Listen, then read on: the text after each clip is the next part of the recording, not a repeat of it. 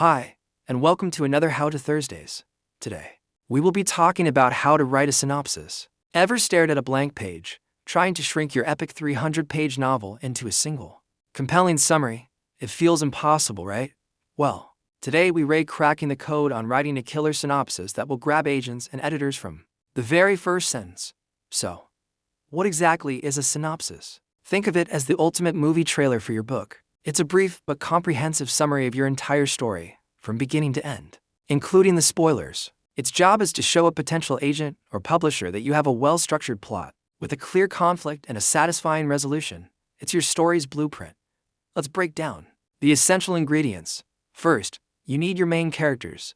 Who is your story about? Introduce your protagonist and briefly describe their core desire or goal. Next, what's the central conflict? This is the major obstacle standing in your character's way. Is it an external force, an internal struggle, or both? Finally, you must include the major plot points.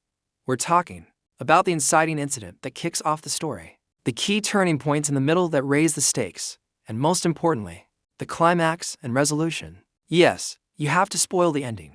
Agents need to know your story works as a complete narrative. Now for some pro tips to make your synopsis shine. Keep it brief. Aim for 1 to 2 pages, single-spaced. Every word counts, so be ruthless in your editing. Stay focused on the main plot line. While that subplot about the quirky Sadekic's pet ferret might be your favorite part, if it doesn't directly impact the main story, it has to go. And here's a big one, write in the third person, present tense. This gives your summary a sense of immediacy and makes it feel active and engaging.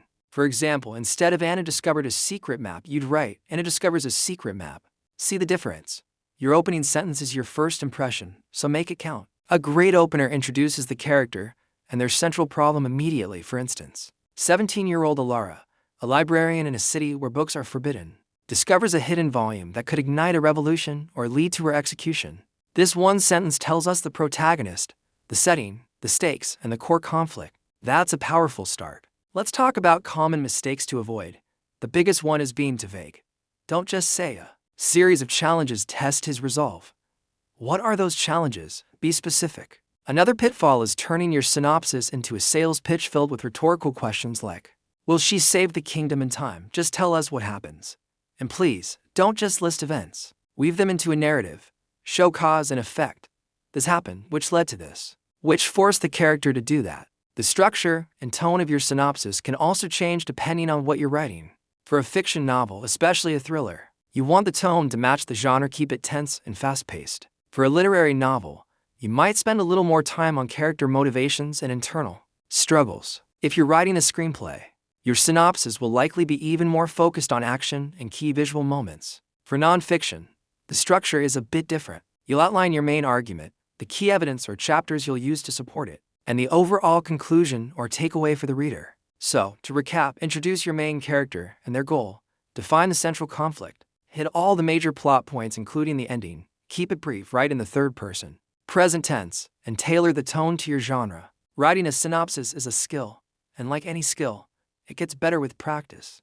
Don't be afraid to write a few drafts. It is a vital tool in your writer's toolkit that will help you get your story out into the world. I hope this breakdown helps you tackle your next synopsis with confidence. If you found this video helpful, please give it a thumbs up. And don't forget to subscribe for more writing tips and tricks. Let me know in the comments if you have any questions or what topic you'd like me to cover next. Thanks for watching, and happy writing!